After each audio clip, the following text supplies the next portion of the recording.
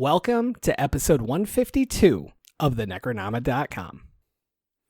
The Necronama.com is proud to announce that we've partnered with the Horror Writers Association and the Stanley Hotel and Gemma Amore and Laurel Hightower to bring you the official StokerCon pre-party. We want you to join us on May 10th, 2022 at the iconic Stanley Hotel, where horror authors including Stephen Graham Jones, Gabino Iglesias, Haley Piper, Gemma Amore, and Laurel Hightower will be reading some of their works. Additionally, the No Sleep podcast will perform a 1-hour live version of their award-winning horror fiction podcast. There will be meet and greets, ghost hunting, and a lot of drinking with authors. You're not going to want to miss it. A link to ticket information and room packages is available in the liner notes of this episode. The Necronama.com is now a proud affiliate of Libsyn, one of the top podcast hosting networks in existence. See this episode's show notes for our unique promo code to get up to 2 free months of podcasting services with Libsyn. Get your show on Apple Podcasts and Spotify. Get critical audience-building stats and all the support you need to sound your best. They even do video. Bring your podcast to life and have your voice heard here, there, everywhere with Libsyn. Check our show notes for the unique promo code and get podcasting. Now in their 18th year, Fright Rags has been bringing you the best in horror apparel and accessories since 2003. Offering a wide range of products for your favorite creature features, slasher flicks, and cult classics. Officially licensed collections include titles like John Carpenter's The Thing, The Evil Dead, Creepshow, Jaws, the Halloween franchise, and so many more. Head on over to fright-rags.com. Make sure to sign up for their SMS and email newsletter to never miss a drop. Listeners get 10% off when they use the code NECRO10, all caps, at checkout.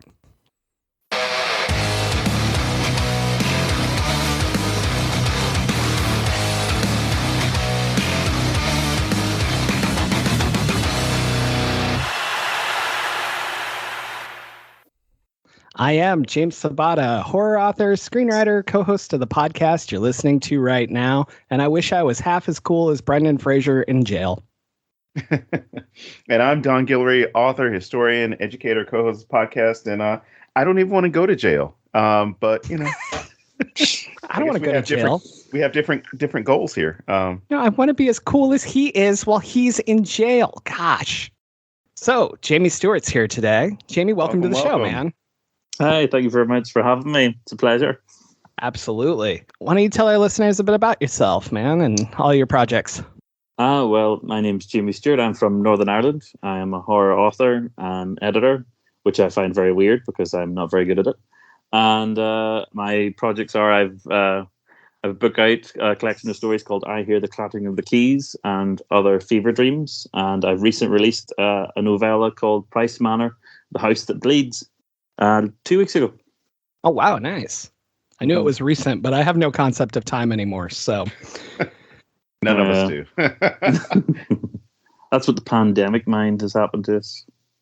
I think it's the pandemic and having a child and all kinds of things. I never even know what day it is anymore. I'm surprised I'm here recording today. No. So one of the things I wanted to talk to you about is something you just mentioned. I see a lot of short story collections and a lot of titles, and sometimes I'm blown away by titles, and sometimes I'm like, man, I've seen that 100,000 times, right? Mm-hmm. You hit one of my favorite titles ever by just adding Other Fever Dreams. I was like, holy shit, that's awesome. So I just wanted to say that to you, that it's hard to impress me at this point. And I was like, that is an awesome addition. I love that. Thank you very much. I seem to have gotten into like a trend of very long titles for books that I am writing. And I'm kind of wondering, is that a good thing or a bad thing? Because even the next thing that's coming out has like 5 or 6 words in the title for that, and I'm just like, God, this is going to be hard for people to type into Amazon. You know, I mean, in some ways, I think it's good because when it's like one word, then you run into like 900 other things and it gets lost. In others, obviously, it can be hard for people to remember. So I think it goes either way. But so far, I think that yours have been distinctive enough from what I've seen that it stays and it's cool. So I think you're doing great, man. Thank you. Well, it was originally just going to be called Fever Dreams because I like the idea of it not being sort of a nightmare, just sort of being this sort of, the stories sort of connect into this idea of kind of a lucid state that, there's a reality to it, but the reality is skew with and off kilter. But I wrote a story called I Hear the Clattering of the Keys. And I just love the idea of this, the sort of the clattering idea. It's a sound as well as, so it sort of creates a sort of idea in your head. So I just had to sort of smash them together. No, I love it. I think it's a great title. So thank you. So let's jump into the film a little bit. What made you pick The Mummy? Well, I feel very,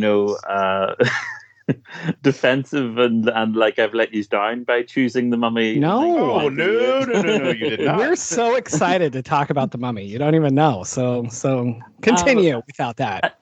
I'm not. I suppose the reason I chose it is because that film has scarred me. I'm not a big. I love films. I love movies. I love all the movie culture. But I read, in terms of horror, I am more of a horror reader than a horror viewer. I haven't seen the original Halloween, haven't seen the original Nightmares and Hellscape. So my horror sort of experiences in terms of films is quite limited. And I suppose it's because of this film that I saw when I was maybe 8 years old, not in a cinema. Back when you could go to such places as Blockbuster and Xtravision, it was a rented video that my parents rented. Yes, and I loved those places. And back then I was 8 years old. I loved the idea of sort of ancient Egypt, and it was a very interesting topic and sort of thing like that. So this sounded cool, The Mummy, and I'd never seen the Boris Karloff one. I'd never seen, I didn't understand the sort of history, and it scared the shit out of me. And like being a child who was writing and quite imaginative, I just had the and specifically the bugs in the film freaked me the fuck out. And I remember sitting on my bed after watching it, imagining them crawling up the sides of my bed to consume me, and it just scared the living hell out of me.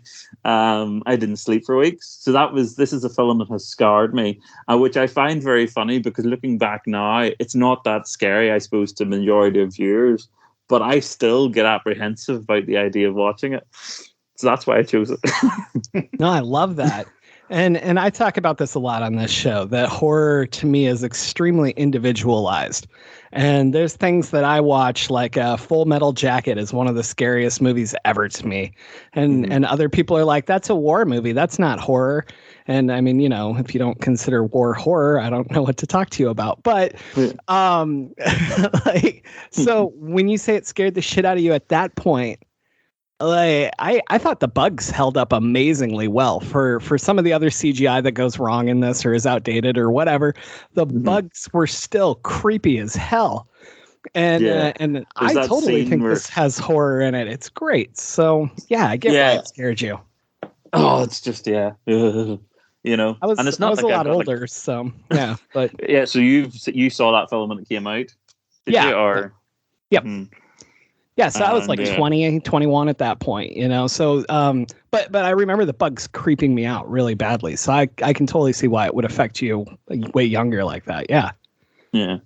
It's an interesting film, I think, even for a 90s film. It's clearly meant to be like a summer blockbuster thing. Oh, yeah. But when it does that horror, when it goes into the horror sort of vibes, like there's a bit, I think, where they break open a coffin and there's something like sort of dust that melts skin. Like they don't hold back. They don't shy away, which I think is very applaudable, which is why probably that film is considered the best in the series, because it went there. There's that bit where there's a bug inside the man's skin and you see it crawl up into his brain and you're like, oh, that is just I scarred my daughter when I had her watch this with me yesterday, And she's like, is he going to be all right? It was like, no. The cycle continues. The cycle continues. It's like, that's why you don't touch stuff that's not yours.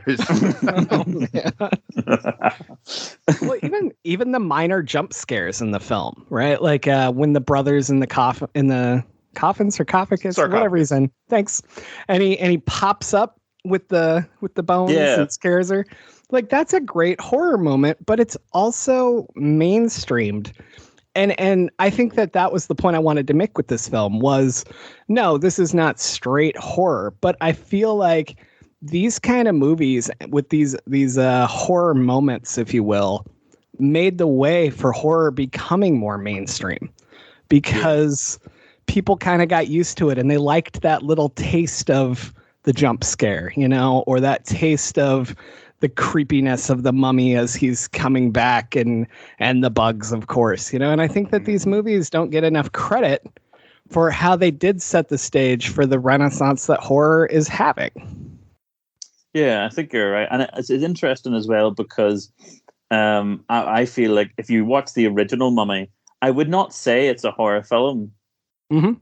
Myself, because I find it more like it's quite sort of like a story about unrequited love. Other than that sort of beginning sequence where the mummy comes alive, is good. But I didn't find there much tension in that film, or or scares. Now that's a film that's made in the 30s or 40s, so obviously times have changed, and I'm probably desensitized. But I find it interesting that this goes so hard because its source material is not really interested in the horror kind of avenue. The more the horror of that original film is more the idea that Boris Karloff looks a particular way, but there's no jump scares or anything like that. And he doesn't particularly do anything that's bad. He's just sort of obsessed with the fact that the love of his life is gone and he's trying to bring her back, which is an interesting concept, I think, for a horror film, a horror film back then. I felt it was more like The Mummy was a sort of a less scary version of Dracula, of that original Dracula film. And then jump to 1998, and it's in an era where we don't have the Marvel Cinematic Universe. We don't have these sort of IP kind of things coming on. Like, everything right now has to be based on an IP idea for it to be big. Whereas this was doing it back in the 1990s, and it doesn't even sort of feel like it connects. It just sort of feels like it's its own mummy film, which I think is interesting. Yeah, totally. Definitely standalone, yeah.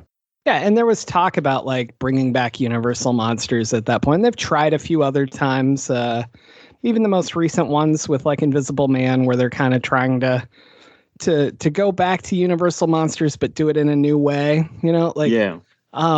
I talked to a producer long ago, and I can talk about this because clearly it's not happening.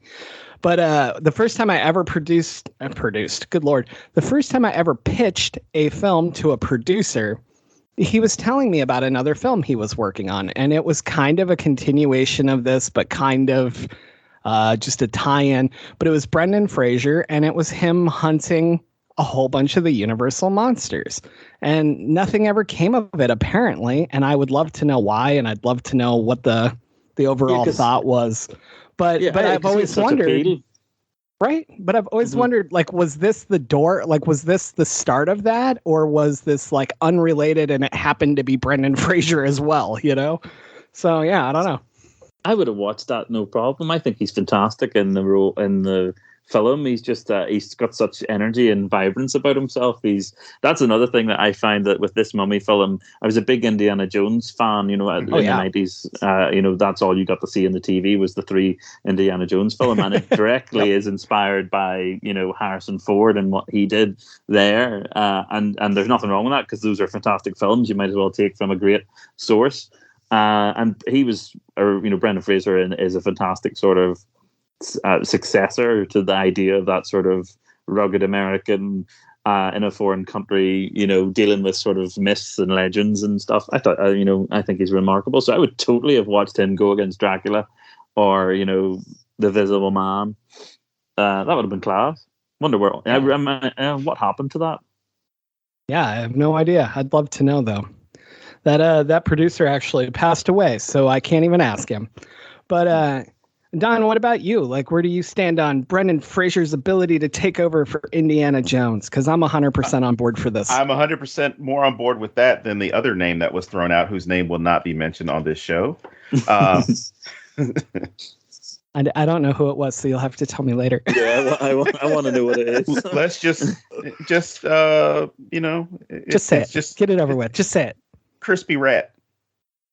Chris Pratt. Oh yeah. No. Chris Pratt. Oh, no. There was discussion of if they relaunched it, he was going to be the new Indiana Jones. And but anyway, I first saw this movie when I first worked at a movie theater. Like, I hadn't even started working at the movie theater yet, and I got to see The Mummy in a pre-screening with all the other people that were working at the movie theater at the time. And it was magical to see it on the big screen with like 10 or 15 other people, because this was a small town.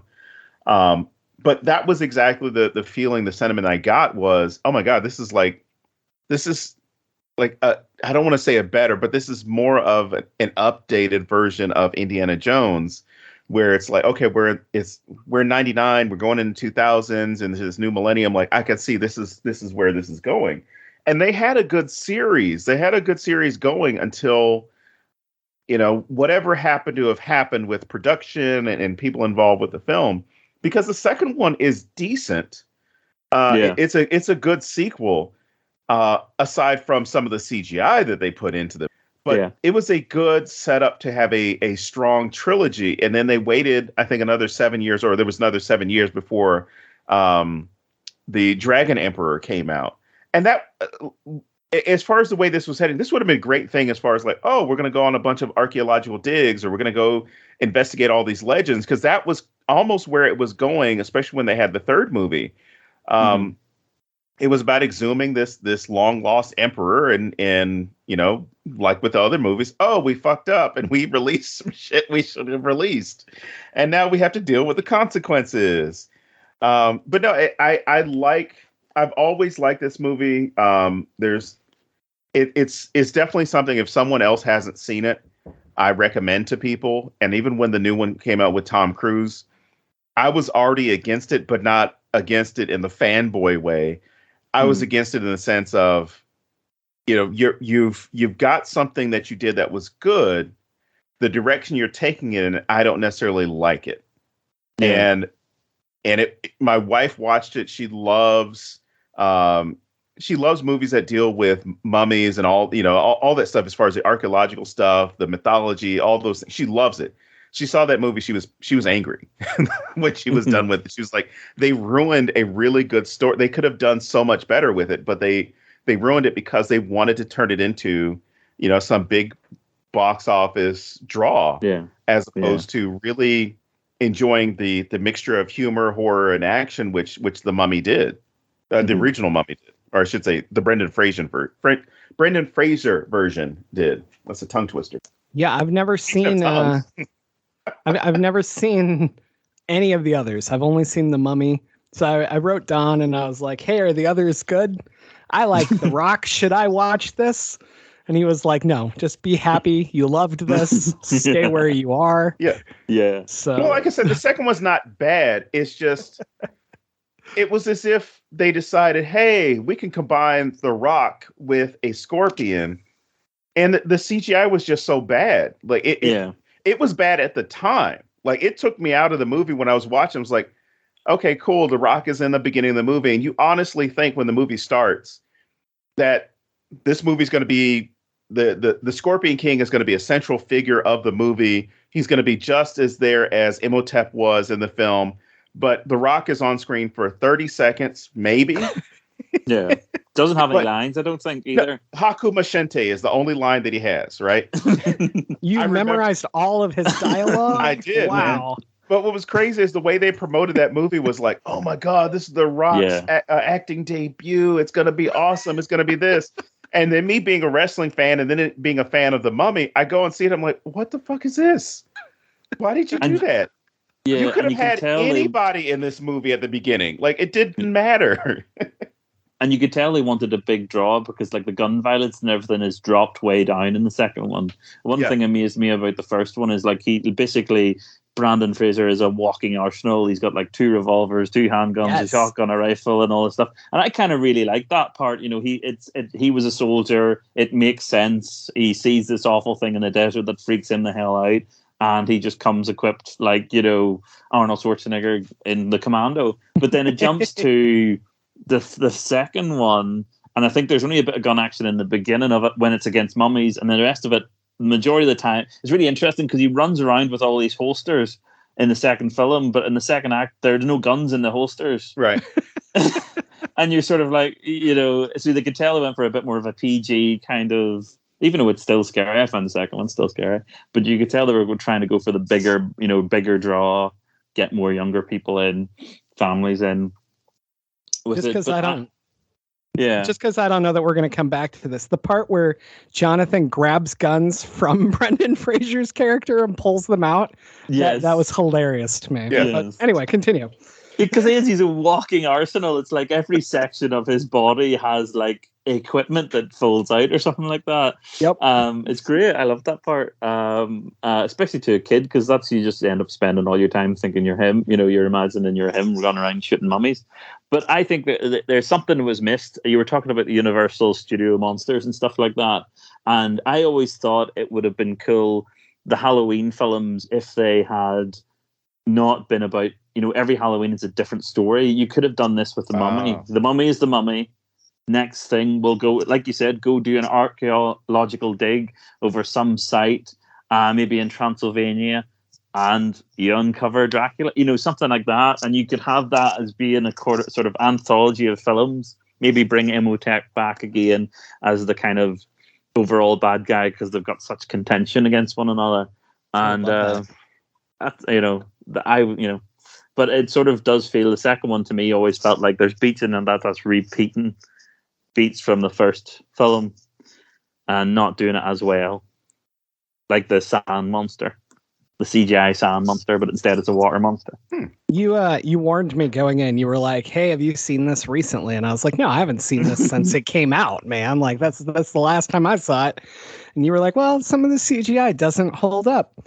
And I'm watching it, and I'm watching the bugs, and I'm like, "This is great. What was he talking about?" And then the sand wall hit, and I was like, "Oh." Yeah, it goes a bit cartoony. I still liked it. I think it's a cool idea, but yeah. Well, again, compared to the second one, compared to Mummy Returns, this is state of the art. Yeah. Now I'm going to watch it just because of this. Yeah. Trust me. Just YouTube the Scorpion King scene where The Rock comes back as a scorpion. It's Have you not even Googled the scene? Oh no, I haven't. I haven't watched it. It is notorious as like the worst CGI in films of all time, I believe. Well, they spent all their budget on getting The Rock. They were like, all right, we need this guy. It is really interesting that it's so rock focused when like you've got fantastic actors in it like Brendan Fraser and like Rachel Walsh, who is phenomenal. That's another thing I like about the original film. Rachel Walsh does, obviously because of the time period the film set, you know, or made, she has to do the damsel in distress role. Right. But she is never a damsel in distress. In fact, she is a boss. She is like more equipped than all Brandon Fraser arsenal weapons or Jonathan's incompetence. She is, you know, she is the tool that actually allows them to succeed in this. And without her, they'd be dead long ago, which I think is really interesting for, you know, a film set in the 90s. She's, you know, as such a character to be found, and something that if it was now being made now, it would be a priority to make her as such. So I think that's sort of a really nice thing about The Mummy that makes it rewatchable. Everyone in it is really good at what they're doing in the role. Well, what's great about that is just to jump ahead a little bit, but there is that one line by the other archaeologist, by the other scholar, and he's like, "Oh, woman, what does a woman know?" And you know, even in the 90s, that got a remark where you're kind of like, you're gonna pay for that one, buddy. Yep. But you see how she knows everything, even when the head of the Center for Antiquities says, "Oh, well, I don't understand why I put up with you," and she says, "I'm the only one who can read this. I'm the only one who can read Egypt. I'm an expert in this. I'm an expert in this." Whereas, you know, he then jumps to, well, because your parents were my biggest donors, my biggest benefactors. Mhm. Whereas there were movies around that time, and even since then, where you have had that person, whether they were male or female, where you had the person who was in that role, that the character would say something like, well, my parents have been paying for this place to be here, so you have to deal with me. She doesn't go there. Her brother would have definitely said that. Her brother would have been like, oh yeah, my parents have paid for all this stuff, so I can do whatever the hell I want. Where she understands her value, or at least her worth, comes from her education and actually wanting to break in through the boys club. And she makes a couple of remarks a few times where I can't remember the other scientists, other archaeologists. She keeps referencing him, saying, oh, well, what did so-and-so know anyway? Oh, this guy would be impressed by this.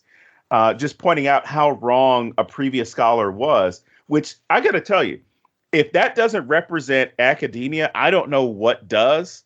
Just the fact you can sit there and say, like, oh, shit, I discovered something that this person didn't know about. I'm so much better now. It's a perfect encapsulation of the world that she's in. And she's not just an academic, because like one of the things that always stuck out to me, like even years later, I just remembered this scene where Brandon Fraser is reloading his guns, and there's a wall of bullets that are getting shot, and each bullet hole is getting closer and closer to him, and she is the only one that notices, and she grabs him and pulls him out of the way. And it's like she saves us, and there are even the bit where she's the one that actually arrives first at the the city of the dead because of her, and her relationship that she has with her own camel. That she doesn't treat it like sort of an animal. She befriends it in such a way, and it allows it to run faster. There's just sort of this. She is, she's. I don't know how to describe it, but she's a fantastic character. Is all I could say, and very well written. And obviously, Rachel is a fantastic actress, and a massive crush I had on her when I was 8. Oh, yeah. Well, and of course, and even in the second movie, her character gets ramped up a bit more, to where she gets a lot of the action scenes, and there's a great fighting scene between her and I think it's still Anouk Amonsan in the second film also. But there's a great fighting scene between the two of them. With the knives, or the three-bladed knives, I always used to associate with the Teenage Mutant Turtles. Yes. Yeah. Yes, that's true. And there's a bit, I think, in the second one where she pulls a chair in front of a door because they're being chased by these particular set of mummies, and Brendan Fraser comes and says these things don't use doors, which is actually quite clever, because in the original film it was only Brendan Fraser that fought those particular ones, so he knows them.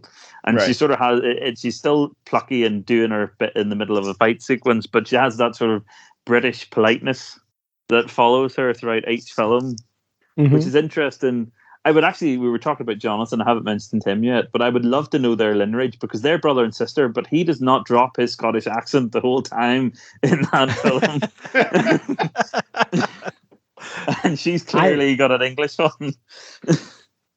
There's a lot of questions about this family. No.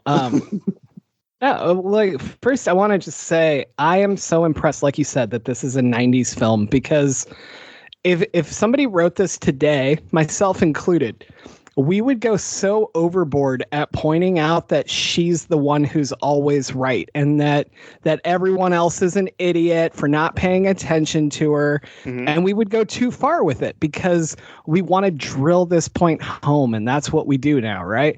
And this movie walks such a fantastic line of that subtlety of letting the audience know, hey, she knows her shit, and she's the hero here, really. Like, without her, none of this is possible. And it walks such a great line of still allowing that stupid macho, I'm in charge, blah blah blah, but not in a way like I would do it, where I would make him an idiot on top of it. You know what I mean? A himbo. Yeah. So I love how beautifully they walk that line. But then throwing in Jonathan, aside from just his accent, which is hilarious because I didn't even notice. And so what's going on with me? But I love these two. Like, I could have had like 15 more scenes of these two interacting because him and his sister's relationship is so fascinating to me.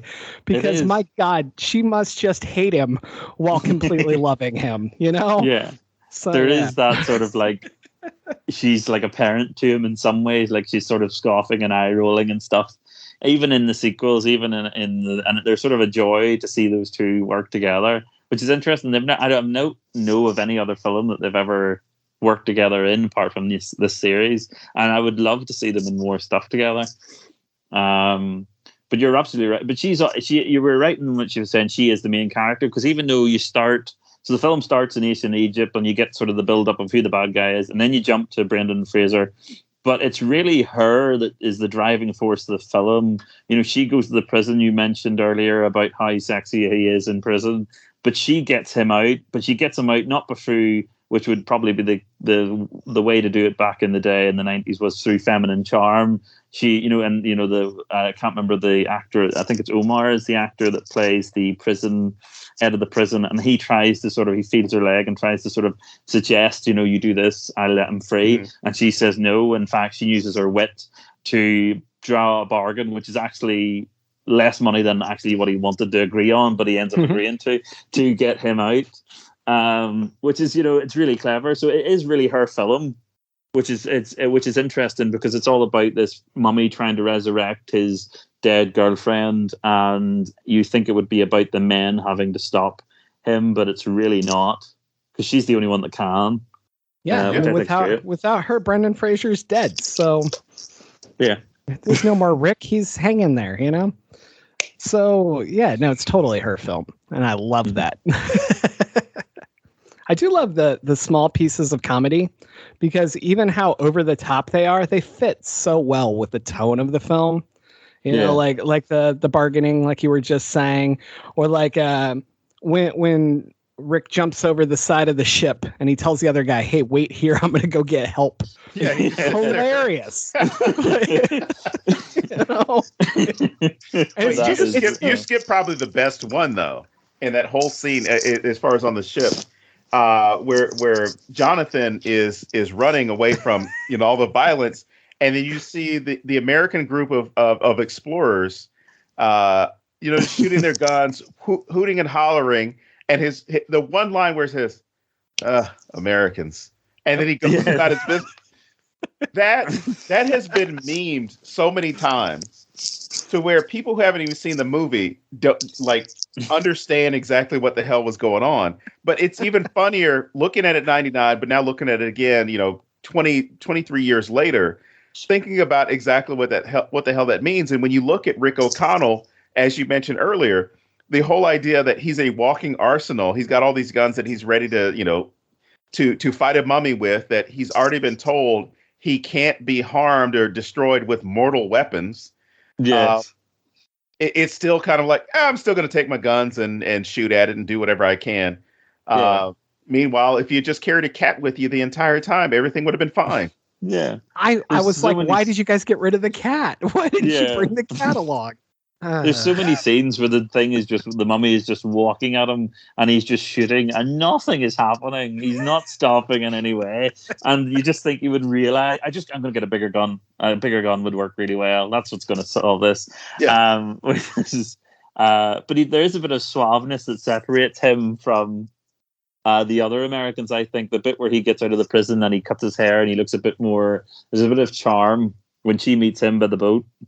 I think it sets him apart, and that relationship between them is quite interesting in terms of a romance, because it sort of is this sort of, she is using him, which again is an interesting idea for a film made in the 90s, and I don't know what, I think he is actually there just because of her, because she interests him.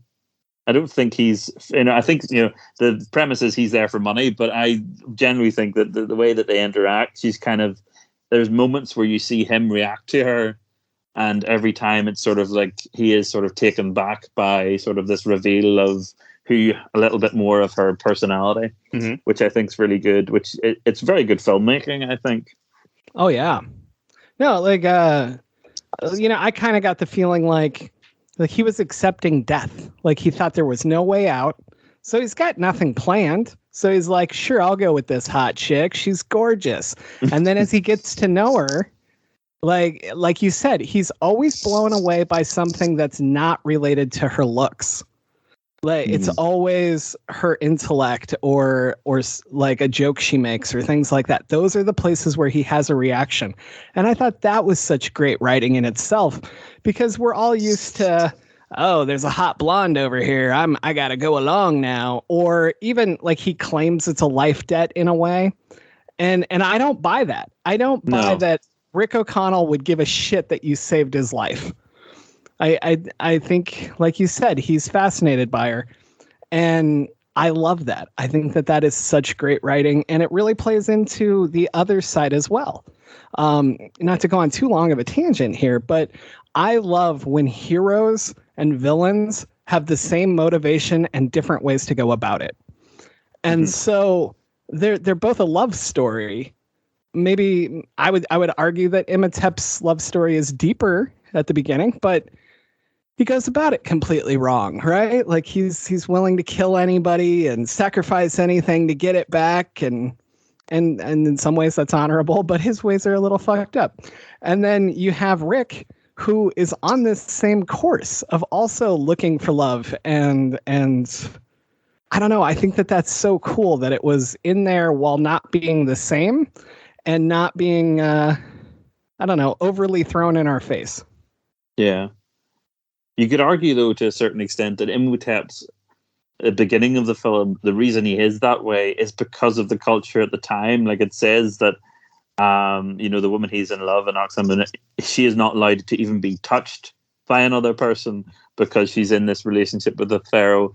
And so the severe punishment that he actually receives at the end of the day obviously weighs over them. So he's raised in a culture that is so severe that in order to actually, just be allowed to express his feelings towards the woman that loves him and he loves her, it requires him to such extremes. So there is sort of this idea definitely that he isn't really a villain at all. He's just, the way he's raised, or the environment he's raised in, the culture he's raised in, is to be this extreme, because to not be extreme is to, be murdered for, actually just having feelings for someone, which is interesting. And he never really is a bad guy. Well, obviously, I can't remember the reason why he needs to steal Rachel Weisz's character away for that ceremony. Basically, transfer her body, or the soul of Anck-su-namun into her body is all I was getting from it, because he kept borrowing the body parts from everybody else. Yes. Which, it throws it, I guess it gives a good throwback to other classic horror films or other horror films, and by having someone serve as the vessel for this new life, because he's able to revive her in the first ceremony, but he isn't able to complete the ceremony in order to ensure that she's going to live, because one of the jars was damaged that had all of her organs in it. So I'm only assuming that he was just going to go ahead and take, I guess, the short way out, and I don't want to steal this from your body because I want the body intact. I'll put Anck-su-namun in you, because if I remember correctly, doesn't he see Rachel Weisz's character originally, and he calls her Anck-su-namun? He does, because I was really confused by that in the moment. Yeah. Whether it's sort of like, is she, he recognizes something of the spirit of the person right in her, because they don't look alike. No. In some, they don't look alike. So I always thought that was, maybe it was a plot device to have her be the damsel in distress, as they say, that, typical 90s kind of thing, that they have to fall, because I suppose to a certain extent that is expected that the story takes that route. I feel like with this script, it's, the characters are written to such quality that that's not something they would have preferred to do. They would have, done it differently. But, that's interesting. It's very complicated for a summer blockbuster. No, definitely. And I think that's one of the reasons we're talking about it. If it was just a throwaway mummy movie, and I don't think we'd be talking about it. This movie is way deeper than I think people give it credit for, while still being so incredibly in touch with what a summer blockbuster should be. You know, it's super fun and it's super over the top in places. And I like Don, you were talking about watching it with all these other people. That sounds fucking amazing. You know, like, I don't know. I'm fascinated by how they manage to mix all these different pieces of genres and still keep it super fun. And I am glad I watched this because I just keep analyzing the writing of it now. See, I think that's the key. It's fun. Yeah. It's a fun film, which is nice to not have sort of like something, a big message hitting you over the head while you're watching it, like feel like you're in, a lecture. Yeah. What were you going to say, Don? Oh, no, I was going to say, even with that, right? You're not looking at a movie where you have to have this, to go with the depth. You're not looking at a movie where you have to have this deep understanding of, ancient Egyptian archaeology, or ancient, Egyptian history or anything like that, because they give you a good background story of the two characters, or really three if you include the pharaoh, the circumstances that they faced. And yeah, you do start to question as you get older at seeing the film initially, then as you watch it a few more times, despite your age, you do start to see that Imhotep he's a person who's looking at the ends will justify the means. It's not necessarily I'm doing this for good reasons or bad reasons. I'm doing this so I can get this woman that I love back. And if you were to frame it a different way, if I were to, I think there was that trend a while ago where it was on Twitter or Facebook or wherever, and it was just describe a movie poorly or describe a movie, as vaguely as possible. Yeah. And I would describe this movie as, a man moves heaven and earth in order to bring back the love that he lost. Right. Yeah. If I described it that way, somebody would be like, holy shit, that sounds like a good movie. It's like, yeah, this guy has been waiting for years and then he finally wakes up and realizes that he has a chance to find his love, and he does everything he can. He fights against, various forces. He invokes nature. He gets crowds behind him to pursue this. There's so many things you could argue with it, right? And then you tell somebody it's the Mummy, and they're like, no, the fuck it's not. That's a movie about this supernatural being that comes back and does this. I'm like, but what does he do? Why is he doing it? And you start to question, if I had the same thing happening, would I do what he's doing? Despite whatever the background, whatever the history is. If you lose somebody in a violent way, in which she dies in a violent way, even with self-infliction, and of course later on, it does become one of those questions of, if I could get this person back, what would I do that's within my power to get them back? Yeah. Yeah. And like the bad guys, or the guys that he kills off in the film, they're not Rick and they're not Jonathan. They're not the good guys. They're these Americans, as you already pointed out, that are kind of uncouth and, shitting up the place and are kind of just in it for them. Like Rachel Walsh's character is in to find the dig for sort of archaeological acclaim and to sort of bring these artifacts back into the world and to show the world that, this ancient history existed. But the Americans, the other group, are there to get rich, to make profit off this sort of thing. And all of them are killed by him. So he's justifiable in that. They're not really nice people. They've stolen technically from him himself because they each have one of those jars. And that's why he goes for each one and hunts them down. So in truth, it's not really he's not even an anti-hero. He's just a selfish individual trying to, get the love of his life back, because it was it's pretty much like a Romeo and Juliet story. They weren't allowed to be together because of their circumstances in their society. Right. But even you look at historically, as far as the agency that women would have. So we're talking about, with Evie or Evelyn's agency with her academic pursuits, or at least trying to get field work, because she even argues like, oh, I want to be able to work with this university, but I've been denied because they say I need more work in the field. But then you also understand there's so many barriers, because we're talking, what is it, 1929 at this point?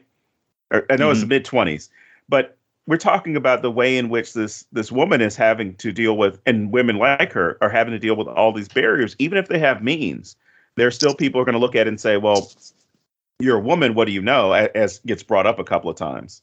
But even beyond that, if you look at Anouk Sanamoon, you see how historically, in a lot of cases, it doesn't even matter with the civilization. You're looking at just about any civilization. You have this moment where you see that women are property for the longest time. You know, even in the U.S., I believe it was married women could not have their own checking accounts until the 1970s or their own bank accounts. Yeah. And you know, it had to be tied to a male relative or their husband or whoever. But you look at how within 50 years we've gone from that. Hopefully we're moving in a positive direction. We're not going backwards.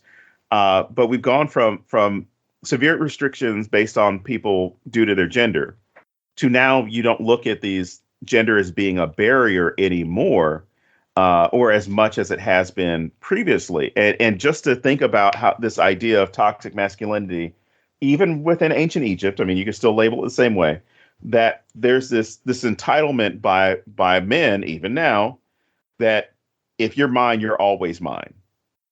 You're always going to be mine. You know, you can't, you know, I'm not going to, there are these wonderful men who have these podcasts that explore toxic masculinity. I don't know if they're method acting or what, but you know, they're talking about how if they have a woman and not even married, not that that's a reason, but they're like, if we're dating, you can't have an Instagram. Oh, if we're dating, you can't put any scantily clad pictures of yourself on Instagram because you're advertising. And I'm like, what the fuck is wrong with you? Like, you don't own anybody. Like, some men are just average Joes, man. So some people are just assholes. But that's the interesting thing. Like, the Pharaoh in this accuses her of that because part of her makeup on her arm is smudged. That's all the evidence that he has to go. She could have brushed up against something. Exactly. Like, she could add an itch. Could happen. Yeah, she could have done it herself. And he notices it so fast too. Yeah. He's like, walks up. He's like, what's that? But we buy it so easily, though, because we're already told nobody's allowed to touch her, but we've seen the action. Now, if we hadn't seen the action, we'd have been like, really, dude? That's all you're going to go off of? As a smudge. It's very like Henry VIII. Yes. Sort of like, you know, the tiniest thing, the tiniest infringement off of their head, sort of thing, and on to the next one. So yeah, that's it's I suppose there is social commentary to talk about from this summer blockbuster film that I was afraid there wouldn't be. That's very, you know. Dude, there's a ton. When I was watching it, I was amazed at how much they say in this film. I was like, I never hear people talk about this movie, and now I just want to like go out and preach its greatness and be like, go back and watch this. But maybe that's because of the sequels, you know, Diminishing Returns. You know, I think there's actually a Scorpion King film after The Rock, which would make this film franchise, is it 5 films long? No, there's more. Because I think there were like 3 or 4 Scorpion King movies. See? So there were several. Yeah, that's crazy. So you got Diminishing Returns, which would tarnish the memory of the fact that this is a fantastic film. And you know, fantastically well written and acted. So maybe that's why it's not as well known. I think maybe if it was standalone, maybe if there wasn't they would have this sort of desire for them to come back and do it again, and you would get a more appreciation for it. I love it. I can't get over how much I loved going back to this. Because the first time I watched it, I was like, oh, that was good.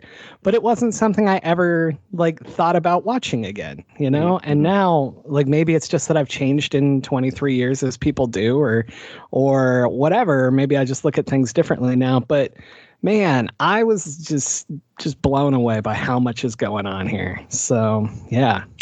We talked a little about the Tom Cruise Mummy film. And, you know, there's massive faults with that, you know, we could go on about. Tom Cruise in that. His character doesn't really have a character. He's just there. And the color palette of that film is terrible. It's very grey and dismal and stuff. And I hate films that have that sort of grey filter, that, you know, like dull down color in them. There's just something about them that I find not interesting. But we also talked, this film is really fun. And from a horror perspective, of like, a person like myself who loves Dracula, who loves vampires, who loves werewolves, who loves mummies. This film spends a lot of time in Egyptian tombs. Even there's a bit where it's set in the middle where it leaves the kind of the City of the Dead, but then it goes back, and then you've got that scene where the roof is falling down, which is very Indiana Jones, and you see also they're crawling through these kind of corridors of sand underneath the ground, and it's sort of allowing you as a viewer who enjoys this stuff to really relish in it. Whereas if that had been made today, which we saw with Tom Cruise's The Mummy, they spend 5 minutes inside a tomb, which is the most interesting part of any tomb raiding film, and then they immediately bring it to modern day London, and it's like the grey drab clouds that I know and live with, that being part of the UK. It's just so that's why I would champion this film, because if you're like a fan of the sort of Egyptian kind of horror vibe, at least it stays in it for the entirety duration of the film and gives you a great color palette to enjoy it with. Nice. I think that might have been one of the reasons why I didn't like the Tom Cruise, or the appeal of I shouldn't even say the appeal. I didn't find it appealing was from the previews and the story, and then just the colors that were being used. It's all grey. Yeah. Everything's grey, and I don't know why they chose that, but everything is grey. And it's set, and there's maybe 5 minutes in Egypt. Yeah, I don't know about you guys, but that's the reason I would watch this. Like, it's that fascination. Like, I don't know if it was just like when we were kids, like Egypt was a big thing, or if kids have that now, but that's the part that pulls me in. That's the part I want to see. I'm fascinated by, shall we say, white culture versions of what Egypt was. And I don't know. So hearing, it just goes to London, I'm like, what the fuck? I don't want to watch that. Like, that takes everything out of it that I would want to watch these movies for.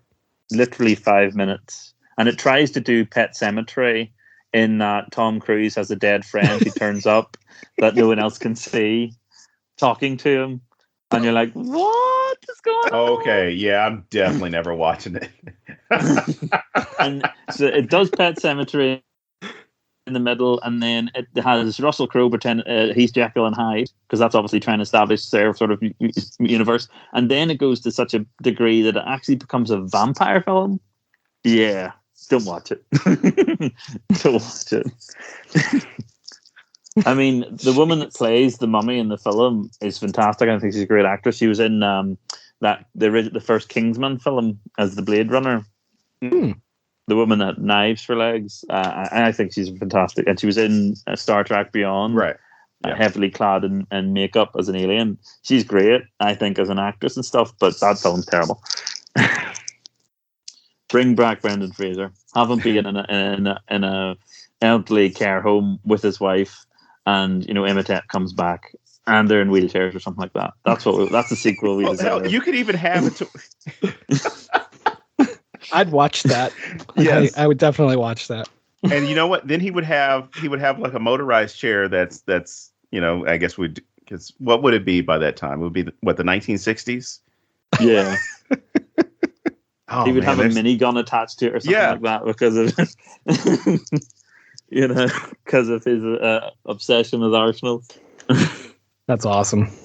Don, what do you got in your notes that we haven't covered yet? All right. Well, you mentioned the whole Western viewpoint, but whenever I see these movies, now it's different than when I was a kid. When I was a kid, I was, with Indiana Jones and all this stuff, you're like, oh man, the world is your playground and stuff. You can go look for shit. You can go search for stuff.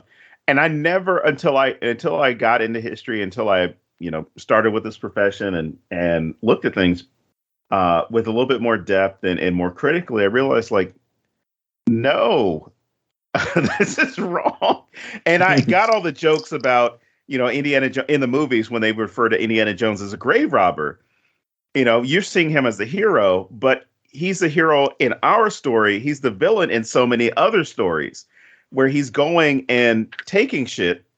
The one time that or at least one of the times that he doesn't, which is Temple of Doom, where he returns the stones, and Billy makes a comment like, "Oh, what about your fortune and glory, and what about the museum?" And he makes a point like that moral. He has that test of his morality, really, where he realizes, like, no, I shouldn't be taking this shit, as opposed to, other things where he takes that golden cross at one point, and he always makes the argument like, oh, this belongs in a museum.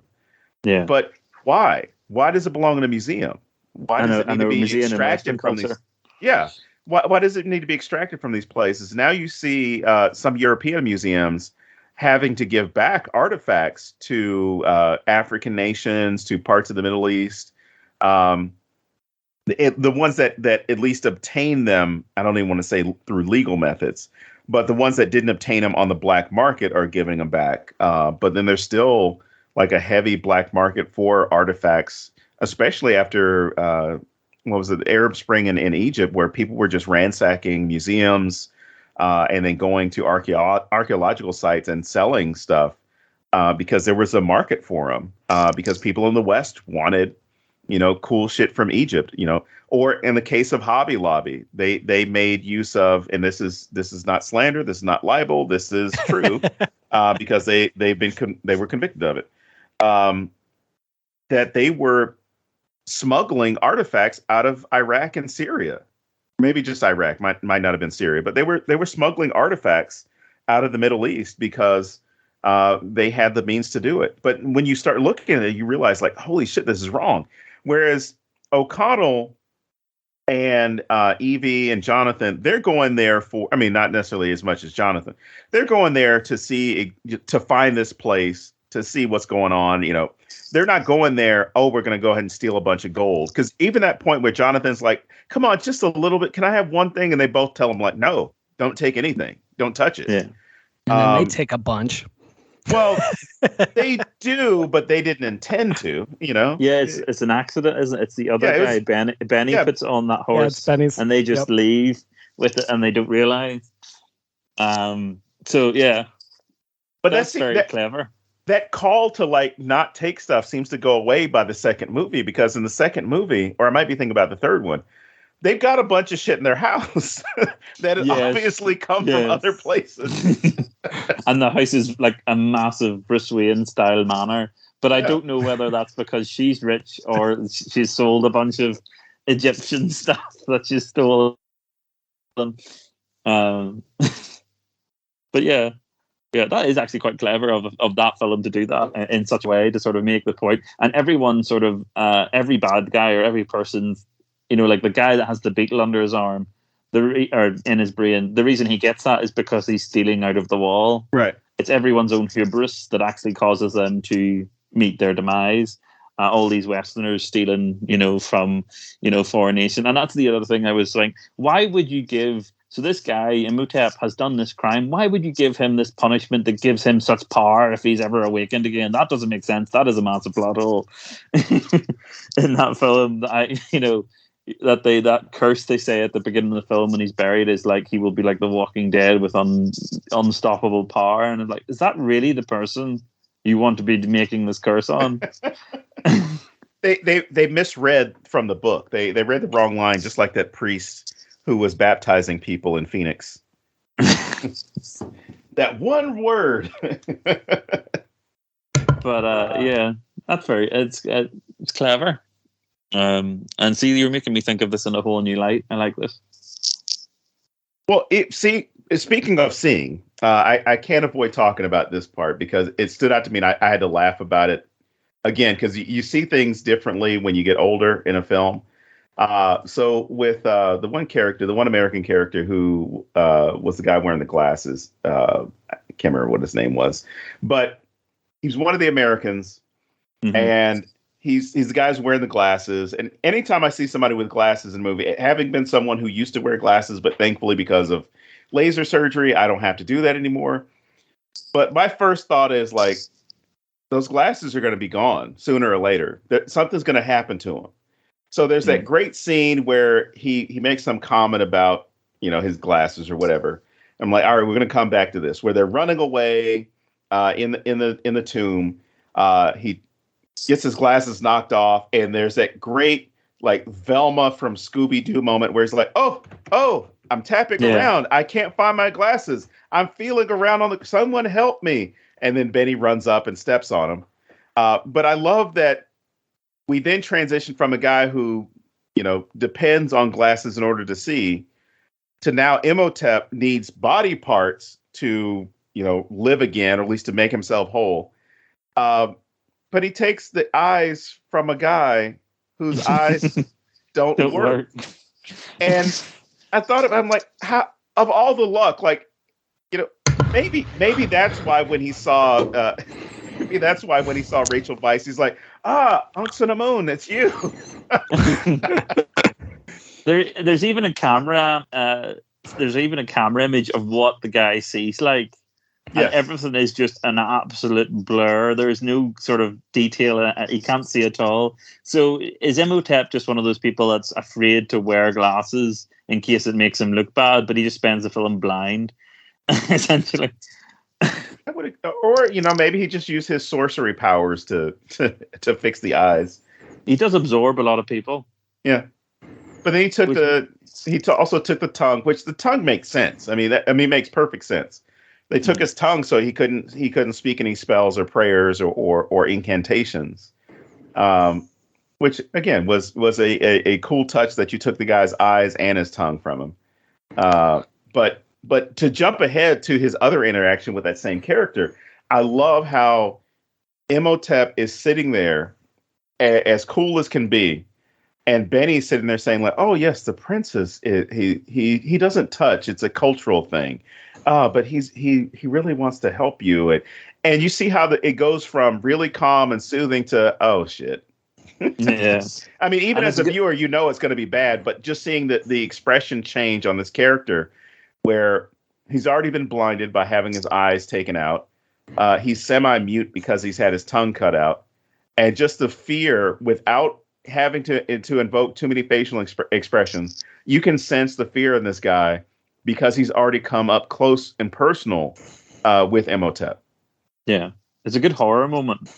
Yes. Benny's lines, the way he articulates his lines, he thanks you for his eyes and his tongue, and it's sort of like he's out of all the people in it, Benny's really the villain because he seemed to actually enjoy that scene where he's like, you're about to be absorbed. Like he seems to be sort of, it's a very Renfield like role he's playing. But he seems to be really getting off on it. Whereas the Imhotep sort of thing is, well, I need this, and this guy's stolen my, jar or whatever, and I need this to fully form. So there's a reason for him doing what he's doing, whereas Benny's there and he's just sort of getting off on it in a certain way. Well, Benny got paid in advance with Imhotep. Yeah. So, the Americans only paid him half. Mm-hmm. So when Benny, has that moment where he's pulling out all the different religious symbols, and he finally pulls out the Star of David, and Imhotep like pulls back and offers him all the gold. I'm thinking like Benny, where it's like, hey, this guy's actually paying up front, So I'll be gleeful about killing my potential people that should have given me more. Yeah. Also, where did he pull that gold from? Because having watched that scene last night, Imhotep is a corpse. He's bone, and suddenly his hand goes down to his hip as if he's got a pocket or like a bun bag, and presents these gold things. It's like, that wasn't buried with him. None of it's real. He's just putting it in Benny's mind. Benny didn't even get paid. No, I love how Benny is absolutely corrupted by power. Or the illusion of power, even, like I'm with this guy, so I'm important. And I think that it really fits his character throughout, from running away from everything to whatever else. Like Benny wants the easiest way, and he wants the way that makes the most money. And even at his end, it's his greed that gets him. He could have grabbed some shit and made it out of there, but not Benny. Benny's got to take it all. Yeah. Or as much as he can grab, and that's his downside. And I love that his character is just consistent throughout in that regard, and yet it also strengthens the other characters around him. Like it gives Imhotep a voice, and it makes Imhotep more evil than he may be. You were talking earlier about his own environment and his life, and how this is normal to him. It's just do whatever. and it gives that tweak to his character to make it seem more evil because Benny's fucking evil. I like it. Yeah. That scene, you sort of, he gets more deplorable as it gets on. There's that scene at the beginning where he's beside Brendan Fraser and he turns and goes, I guess you're in charge now. And he runs off, which is hilarious. But you could completely understand why Benny would run off when there's a massive, 1,000 army of, bloodthirsty warriors racing at you.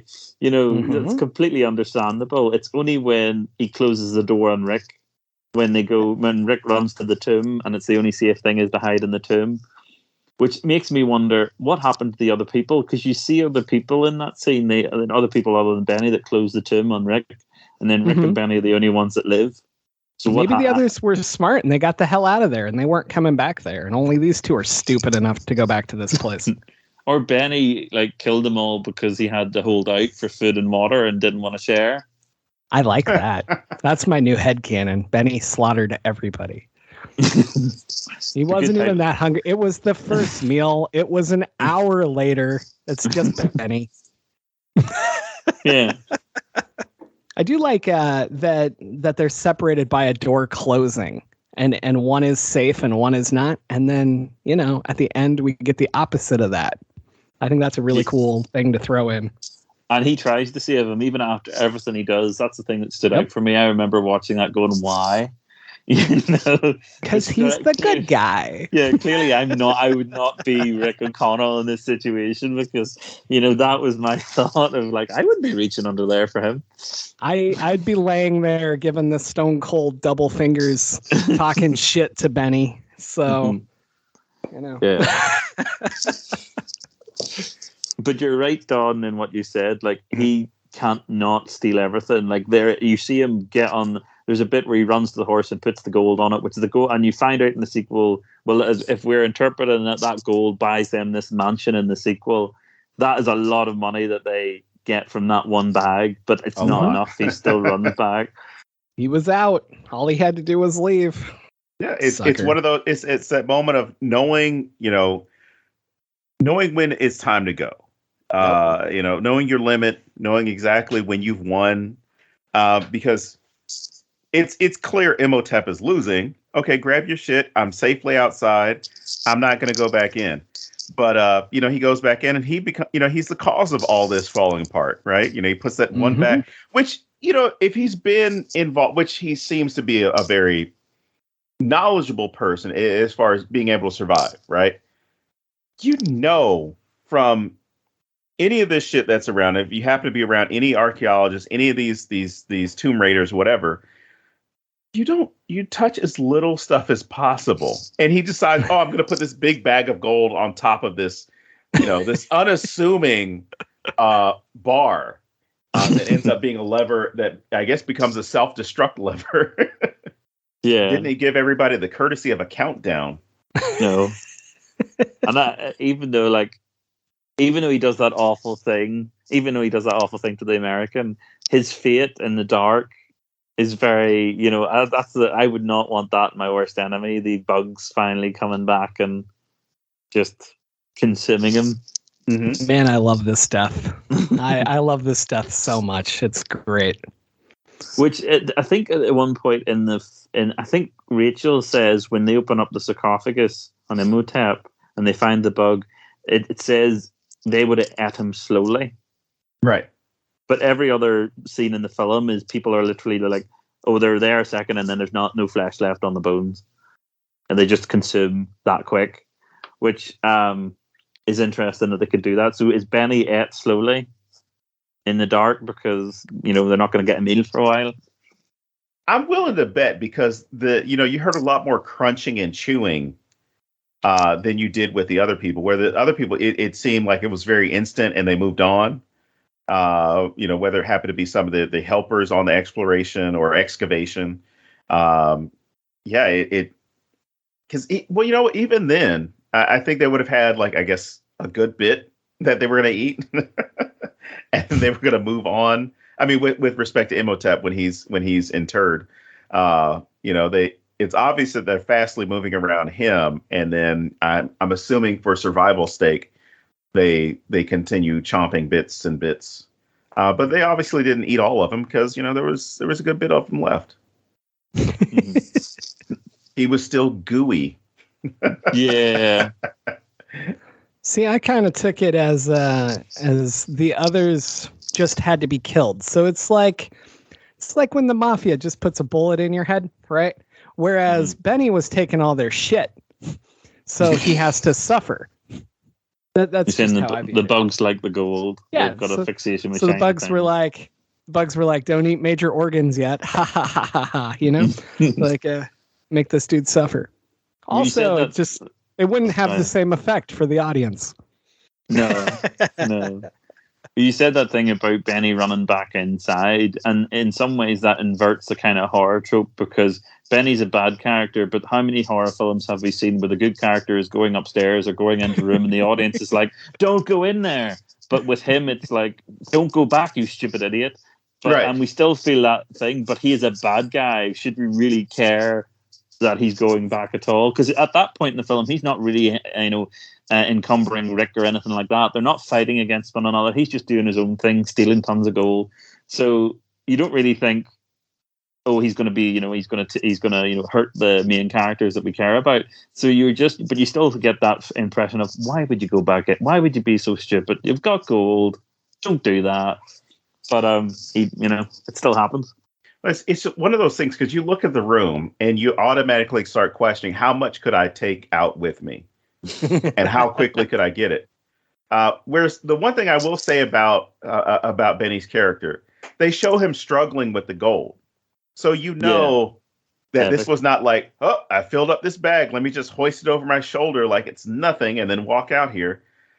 He's dragging, if I remember correctly, he drags it at one point and then, picks it back up. But you see how they're actually letting he's got, we're going to pretend that this is real gold because real gold is heavy, as opposed to making it so easy for him to get out the first time. You understand that, especially the second time he goes back in, or when he goes back in, it's going to be a struggle because that greed is insatiable. And even Jonathan struggles with it, where it's like, oh, just one thing. Let me get one thing. Yeah. But Jonathan is the teetering point for him to be a Benny in some way. Yes. Which I think is interesting. Yeah, I don't see them as too far. I don't see that much separation between the two, because they both, Benny to a greater extent, they both become people that are there to profit from this, whether it happens to be from nefarious means or not. Like, I'm going to come here, I'm going to make some money, I'm going to take some stuff, gold, artifacts, whatever I can. When I get back home, I'm going to sell it to somebody who's going to give me the best price for it. Whereas Jonathan looks at, the archaeology as a way to make money. His sister Evie looks at it as a way to study cultures and better her field. He's an opportunist, just like Benny is. Like, I have this chance to do something, I'm going to do it now, which also involves, hey, the gold is still down there. Let me go back into this building and try and get as much as I can. Oh shit, I accidentally hit a lever. We're all going to die now. Yeah, but they still do a really good job of putting distance between the two characters. Right. Like, Jonathan wouldn't do a lot of the things Benny does. Like Jonathan wouldn't just join up with Imhotep and sacrifice everybody, So I like that the whole thing is kind of a sliding scale between what would you do? How far would you go? Mm-hmm. And each person, even Rick and Evelyn, they aren't in the same spot. So I like how everybody's at a different place on that spectrum of what would you do? Mm-hmm. Mm-hmm. All right, Jake, what would you do? What would you do? I would have left with my first bag of money. Oh, so you go in there and steal. Okay. Way to go, James. I'm a terrible person. Yeah. If it was me, I'd just be happy going home with either Brendan or Rachel. That's that is the goal for me. Yeah. I would have probably been distracted by Rachel, and no. My real answer, I think I would be a Jonathan. I think I would go in with half the right intentions and half, hey, what can we make out of this, right? And I think in that moment, it would be really, really hard not to want one thing. But I don't even want a profit. Like, I want a souvenir. Okay. I want like this thing that proves I was there. Like, that would be the hard part for me. Fair. So... But I do think I'm more cowardly than Benny. I don't think I would have come back after I ran away the first time. So, so I don't know. I'm on a sliding scale, I guess. What would you do, John? Oh man. Well, I like to paid. I like to think.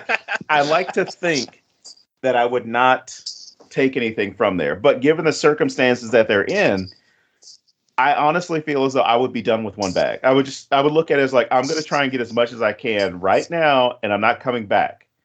Or if I come back, it's going to be at a later date. It's not going to be, I'm going to walk back in here because I'm already pressing my luck. That's a good point. The interesting thing is, like you were saying about Rachel, her reason is because she wants to, advance culture by, revealing parts of culture that have sort of been forgotten about or, been hard. But she doesn't achieve that. Despite all her thing of getting field experience, she has nothing to show for it in terms of evidence by the end of the film. Yeah, because they dropped the book. Yeah, they dropped the book. So, like, she goes off into the sunset, but what they value is they have each other, or Rick and her have each other, and that's their kind of achievement. And I think Jonathan looks at them and sort of snorts and sort of says, "Oh, and that's like, your sister is just fine. Your sister has just been saved from death." Or being reinhabited or possessed by this ancient, dead person, and you're kind of scoffing as if sort of like, I know, which is very brotherly sort of a thing to do, I suppose. And then he's hitting on a camel. It's very strange. Yeah. Well, you know what? Let me go back a little bit. Here's probably something more that I would have done if we're going to talk about if I'm going to be a little bit nefarious here, a little bit evil. I think I would have tried to figure out a way to use both of those books. For what reason? I don't know. I would place than us. I would just try to find out. You think about, because it wouldn't be the gold at that point. You would look at, okay, these two books have a massive amount of power. Now, I'm a guy who collects books. I've got a substantial amount. Yeah. I would be curious about those books and having them not necessarily on display because, apparently anybody who can read it can, invoke whatever type of magic or power. But I would be interested in seeing exactly what you could do, because apparently you can destroy Imhotep with it, right? You can make him mortal, or which, by the way, his death was very anticlimactic for me. Yeah, it was. But you can also control the undead. So if a zombie apocalypse were to ever break out, you're prepared. You're good. But sounds more like you're starting a zombie apocalypse. No. It's just, if it happened, I mean, you got to be prepared. It's just like, Rick O'Connell with all of his guns. I look at it as I would be interested in seeing exactly what other secrets those books contained, because if something like that exists, it exists in other parts of the world too. That's a good idea. That's a good. And I also was interested. That book, they only do 2 spells in both books, one spell from each. But those books are very thick. What else do they contain? What else can you do or use them for? Has always been interesting to me.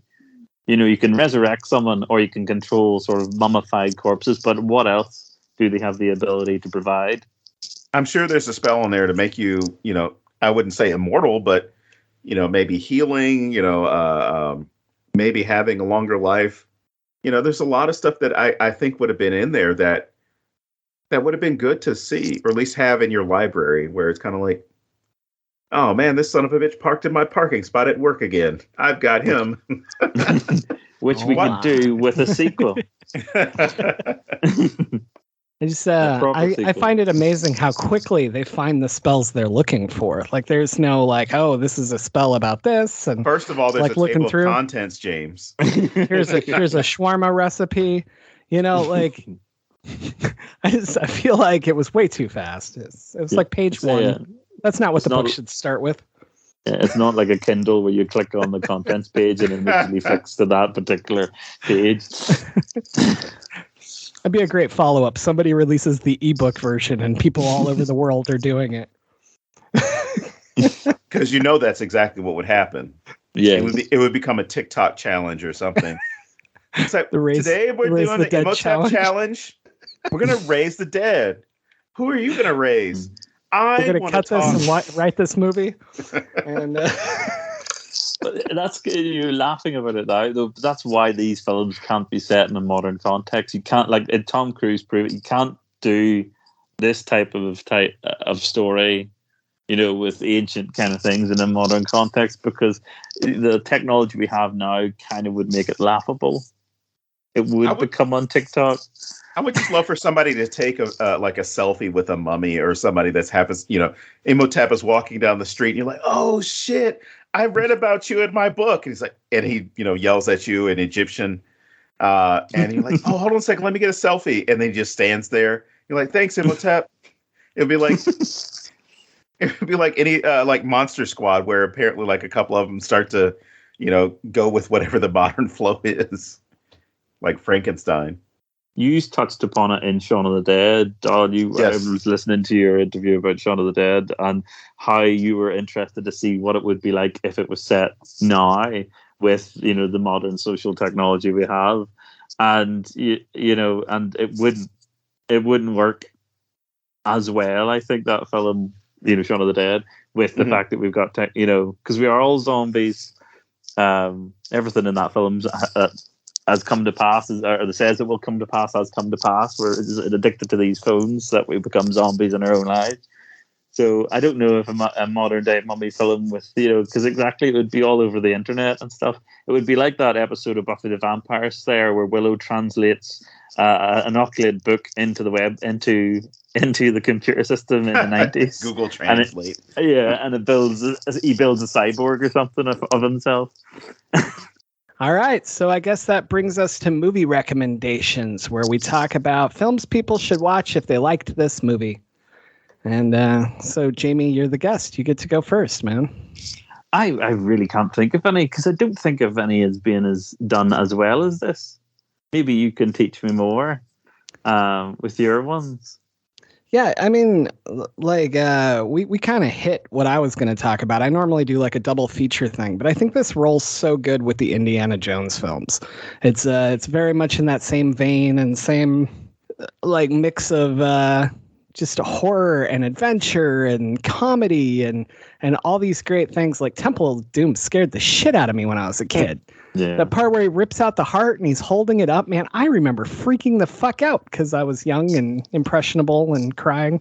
No, but then you have like that mix with the comedy, like that. I don't even know which one it is. I think it's Raiders, where the sword guy like does all the fancy sword stuff and then Indy just fucking shoots him. Like, to me, that's very much in the same vein, as we've said repeatedly throughout this episode. So I would say watch those together.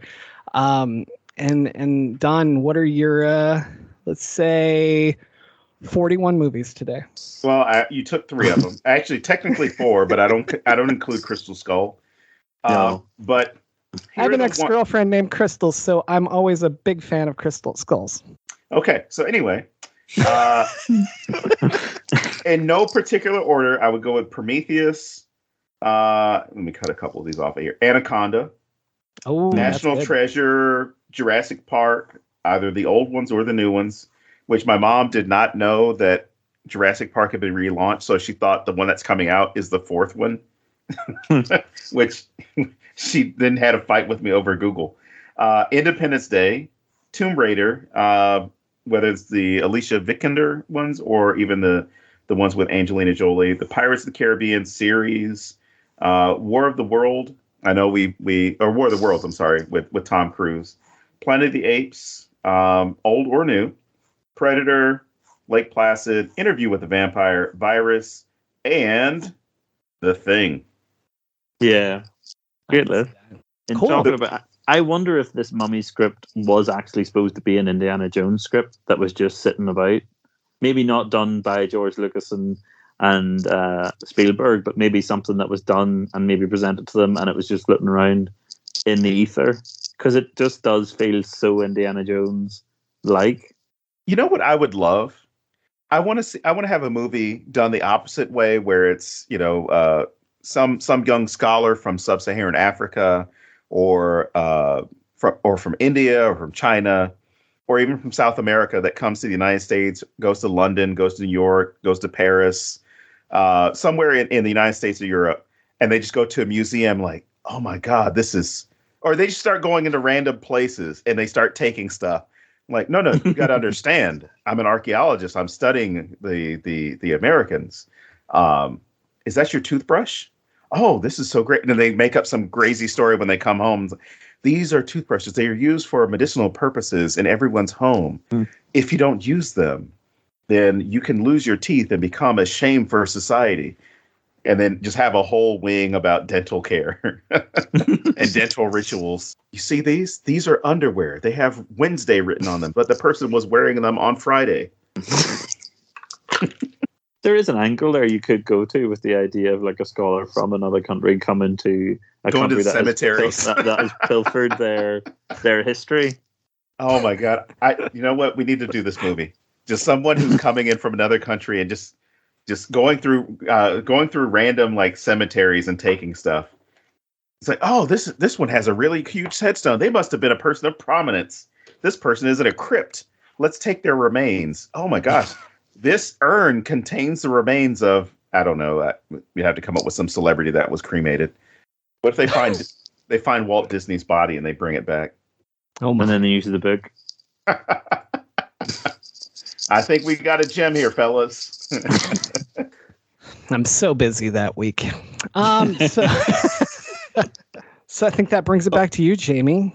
I do have a recommendation actually now that I think I have one, and it's actually a local film done in County Tyrone in Northern Ireland. There's a film called The Boys from County Hell. I don't know if you've seen it. It came out. It's on Shudder. It came out 2 years ago, but then COVID happened, and its movie release was sort of put back, and it came out there last summer again. And it's about the original legend of Dracula and how Bram Stoker invented it. And it's set in this fictional town. And the idea is Bram Stoker got the idea not from a conqueror in Transylvania, but a local legend about a vampire in this town. And there's a cairn that has been set for demolition so that they can put a motorway in. And by upsetting it, the original Dracula arises. It's really, really good, and it's kind of got the Shaun of the Dead sort of humor in it, but more set with the sort of Northern Irish kind of humor and things like that. But it's really, really good. It's really scary, and it's great. It's a great film. Nice, love that. That came up as a recommendation in another episode as well, but I don't remember which one. It's on my to be watched pile within the next 35 years, and no. I feel like that's how my to be watched pile works. Anyway, let's bring it back to you, man. Where can people find you on social media and pick up your collection and stuff like that? My social media, I'm jamie.stewart.33 on Instagram. I do have Twitter, but I'm mostly on Instagram. That's where I sort of promote my stuff the most. And all my books can be found on Amazon, of course, in paperback and ebook. And that's where I hang out. Cool. All right. So I guess that wraps it up for another week. So as always, I am James Sabata. Oh, I'm sorry, guys. I was reading out of this book. Is the sky getting dark where you guys are? And we'll see you next week here at thenecronoma.com.